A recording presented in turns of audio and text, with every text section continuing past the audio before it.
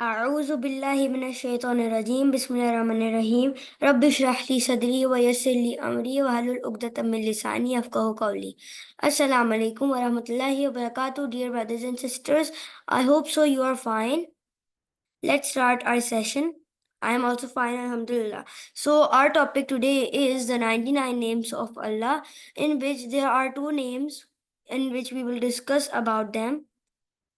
Those names are Al-Alim and Al-Qabid. Let me share my screen before starting the session. I hope so my voice is clear to you guys and you can see the screen. So let's start our session on the 99 names of Allah, on Al-Alim and Al-Qabid. Let's learn about these two special names of Allah subhanahu wa ta'ala. So these are two beautiful names of Allah from the 99 names of Allah. Let's see their meanings. Well, Al-Alim means the all-knowing. Description is that Allah is aware of everything, from the secrets of the heart to the vastness of the universe. His knowledge is absolute, encompassing the past, present, and the future, and nothing escapes his awareness. So this is a short description which I have also written by myself by thinking on it and doing a critical analysis. Well, Allah knows all of the things, whatever our hearts are whispering in ourselves and whatever we are thinking in our minds. Those are nothing for Allah. Allah can hear everything. Nothing can escape His knowledge. Well, this is a short description as I told you. For reference, let me tell you a Quranic verse which is, indeed, Allah is knowing of all things. Quran 2:231. Now let's learn about the name Al-Qabid. It means the withholder or the restrainer. Okay, its description is Allah holds back, restricts sustenance, mercy, or blessings according to his wisdom. Well, he can sometimes take anything from us, sometimes he can give anything to us, such as a person who have a big business. He can come to a decline someday. And this is because maybe Allah wanted to take his test and trial, so he withhold his provisions and his business to test him. What does he do? Well, sometimes people fail in this test and sometimes people pass in this test. Because, what happens is that if a person has a very big business or if he's very rich, and if Allah subhanahu wa ta'ala takes something from him, so he says to Allah, why did you take? Why only me? You could test anybody else. And when Allah subhanahu wa ta'ala give anybody, so they thank Allah and do sometimes prayers or sometimes so much they're concerned for all of the things to be responsible and other things etc. So these are the things. This description can also tell us that Allah can hold anything and Allah can give anything. He is the expander. He is the wise. He can control anything. He has the power of controlling anything. Okay. For the reference, I have an ayah here from the Quran, which is, and Allah withholds and extends provision, and to him you will be returned. Quran 2:245. These names remind Muslims of Allah's infinite knowledge and power over all the things which are in existence, which Allah have created. Okay, let's go to the next slide.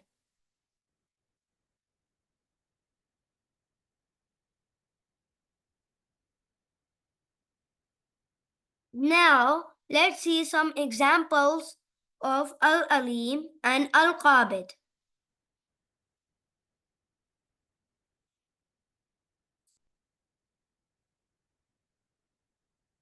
Yes, so as you know, the meaning of Al-Alim and Al-Qabid, the all-knowing and the withholder. So let me come on to the examples. Imagine, right now I'm telling you about the example of Al-Alim. Imagine you are worried about something in your heart and no one else knows Allah. Allah knows your worries, your thoughts, and even things you don't realize about yourself. If a bird is sitting on a tree in a far away forest, Allah knows it's there, what it's doing, and when it will fly. You don't know about that. It's a thing. It's a simple way of understanding something. That, for example, far away in America or in New Zealand, someone is talking or watching movie and Allah knows about it. What is he doing? Which movie is he watching? Is it good or bad? When will it finish? When will it start? I don't know about that. It's simple to understand about this example. I hope so you understood about this. So now let's go towards the next example on Al-Qabid. So this example is if someone loses a job, it might feel like a hardship, but Allah withholds to teach tests or prepare them for something better. Imagine rain stopping for some time. It might seem bad, but it could be to prepare the land for a better season later. I hope so you understood this example as well. We will see more examples later on and I will show you things to which you will understand all of the things. These two names will be easy for you to understand and inshallah ta'ala after leaving this session, after watching this session whole, you will understand these two names and try to be wise and patient in all the tests and trials and hardship in which Allah has withhold the things of yours. I hope so you understood all of the things. Now let's go forward. So now let's come upon Al-Alim properly. Let's learn about it properly and then we will go towards Al-Qabid later on. Okay, so as I told you about its meaning, so Al-Alim, refers to Allah's complete and perfect knowledge as well. He knows everything, as I told you, the seen and unseen, the past, present, or future, as well as what is in our hearts, as I told you, or in our mind. Okay, now let's see some examples from the Quran, and then we will go to Hadith. So, in the Quran, Allah knows all the matters of the unseen. He has told in Quran 31:34, indeed, with Allah alone is knowledge of the hour, and He sends down the rain and knows what is in the wombs. So here Allah Ta'ala is telling that He has the complete knowledge of anything. Okay? He sends down the rain and knows what is in the womb. He's telling all of the things. Now, the second ayah, Quran 3:29, which is, and whether you conceal what is in your heart or reveal it, Allah knows it. I hope so you understood this as well. Now you would be clear before going in your life, before stepping in any phase of your life. You would always remember one thing which is very key in your life, into stepping into your life and moving forward. That important and crucial key is that remember everything while doing anything.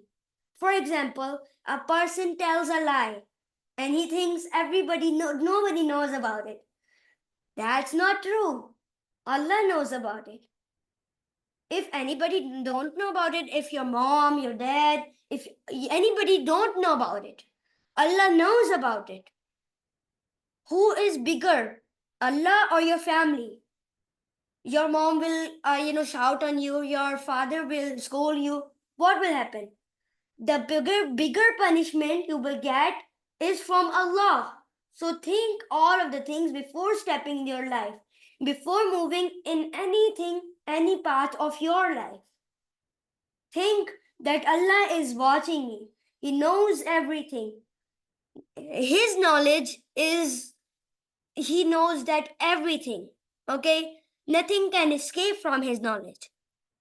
I hope so you understood.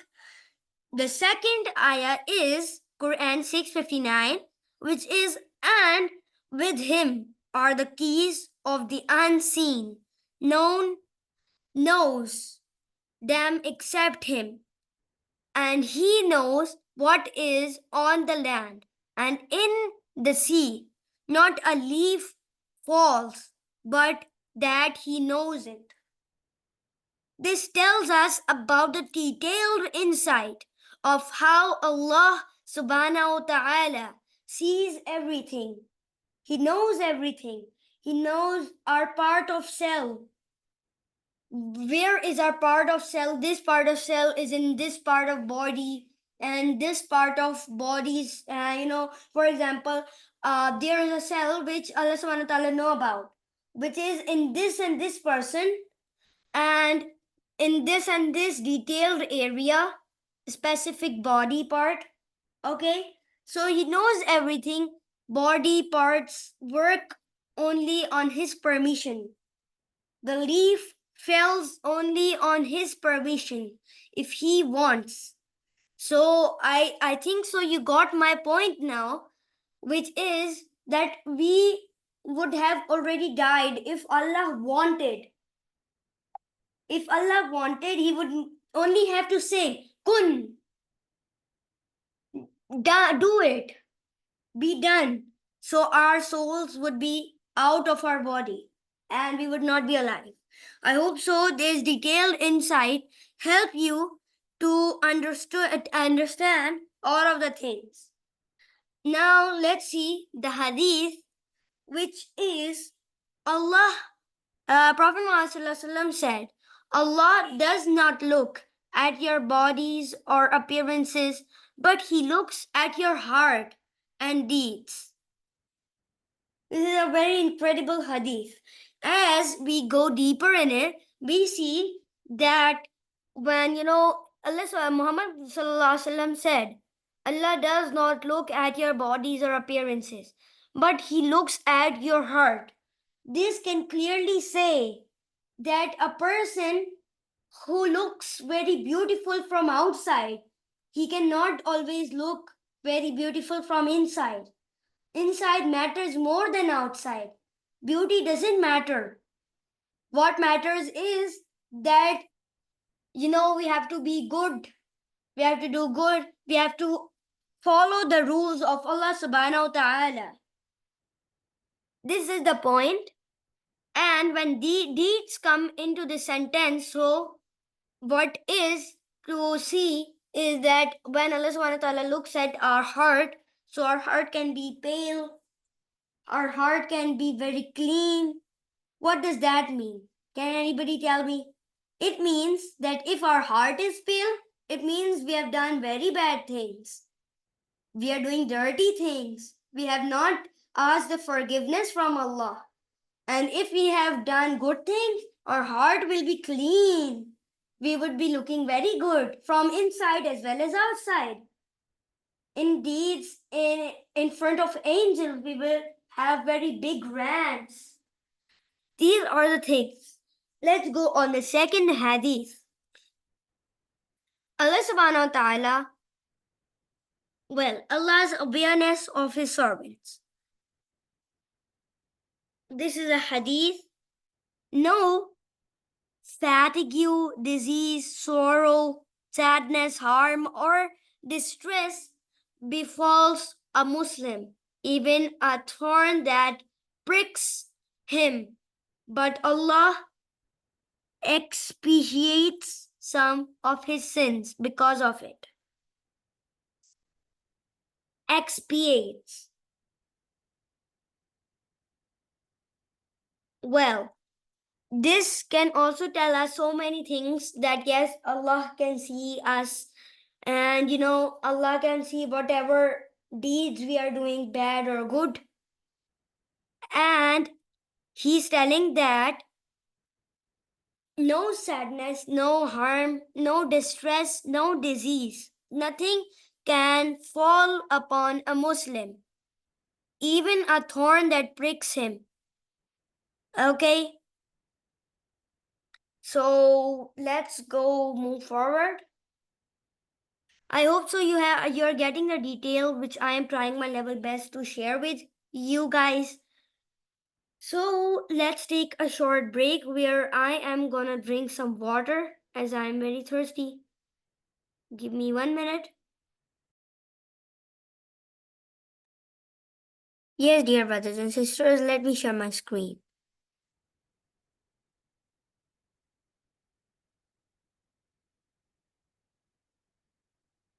So now let's see about how to implement on this name, Al-Alim, in our lives.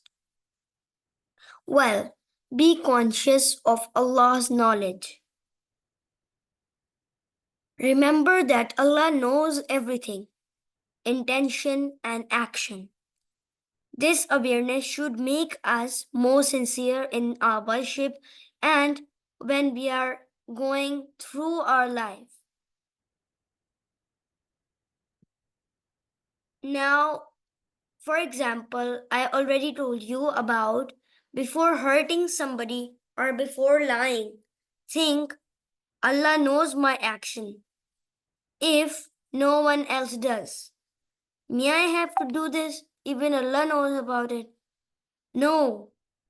Then tell yourself and ask forgiveness from Allah. Seek knowledge. Ask Allah in is the as Allah is the all-knowing, striving to learn beneficial knowledge is a form of worship.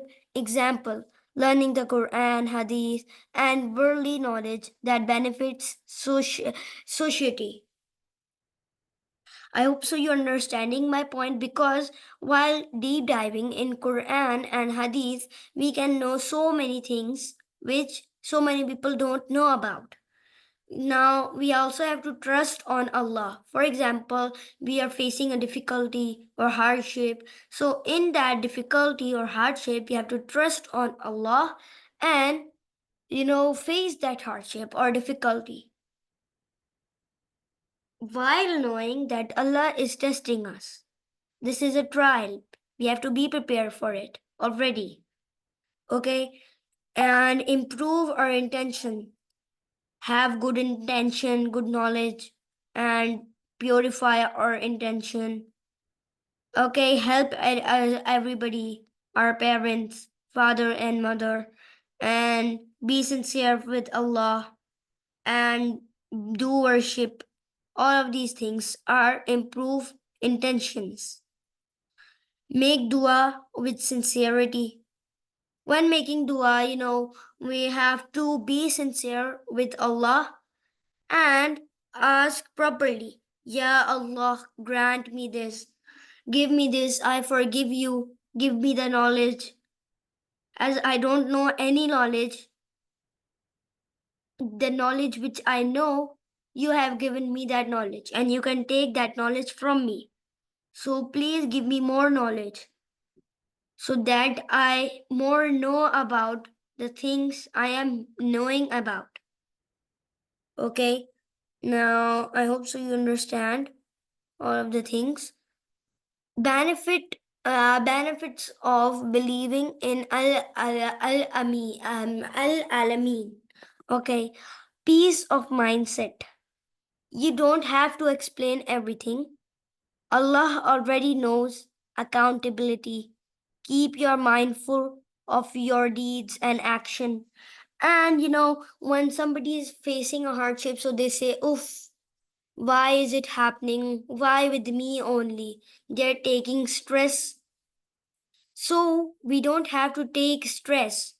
If we trust on Allah, if we trust on this name, Al-Alim, okay? So then we will have peace of mindset, okay? Because we would be then trusting on Allah. We would be thinking Allah does all of the things to test us, to test we are capable of this and that or not. I hope so you understand my point. Now, let's go down. Let's see a story regarding it. There was a quiet and peaceful, village on a hill, green hill, where lived a boy named Hamid. Hamid was a curious boy and he always did so many questions to himself. He always pondered upon nature and world around him and on the stars, universe, and different things. He would often sit by the river and wonder about the secrets of the stars, the mysteries of the oceans, and the wisdom behind life's trials. One day, Hamid's father gave him a task: take the sack of wheat to the mill in the neighboring village. Oh, my son, Hamid's father said, on your way, keep an eye on the path and return safely. Well, Hamid, excited for his journey, Hamid slung the sack over his shoulders and set off for his journey. Well, while going in his journey, he saw so many things. He saw butterflies, he saw grass, he saw trees, and then he pondered and he thought and got to realize one thing. Wow, all of these things, these are perfectly on their places. Maybe somebody has planned them that they are in these type of places properly, perfectly. So, while thinking about this, you know, he stopped and because he stopped because the rain started, suddenly storm started, dark clouds came, and then he saw all the ants and they were running towards their houses. He noticed this and he saw so many animals and birds who were also going to their nests and areas, homes. So Hamid took a shelter under a large tree and he saw these type of things. He saw the leaves, they were also shaking, they were also trying to catch the water, the rain. So Hamid thought about Allah's name suddenly, Al Alim, the all knowing. He realized that Allah knows everything, the detail of his creation, from the smallest ant to the mightiest mountain to the secrets of the universe. He knows everything. Allah knows the whispers of the heart, the thoughts of the mind, and the secrets of the universe. Nothing escapes his knowledge. When the storm passed, Hamid continued his journey reflecting deeply on Allah's wisdom and knowledge. He delivered the wheat to the mill and returned home safely. Sitting by the fire that evening, he shared his experience with his father. His father smiled and said, Hamid, Just as Allah knows the needs of His creatures during a storm, He also knows your struggles, fears, and hopes. Trust in His knowledge, and He sees what we cannot plan, and plans what is the best for us. From that day on, Hamid's heart grew closer to Allah Al Alim. He learned to trust Allah's infinite wisdom, knowing that everything in life happens with purpose. Even if he couldn't always understand it. I hope so you understood, dear brothers and sisters. So our session is ending. Let's rejoin again this session. This would be in two parts, first and second. So we have completed one name. We have to go on the other name, which is Al-Qabid. So let's rejoin again. So yes, rejoin. Thank you very much. Jazakallah khairan. Assalamu alaikum wa rahmatullahi wa barakatuh. Rejoin, dear brothers and sisters.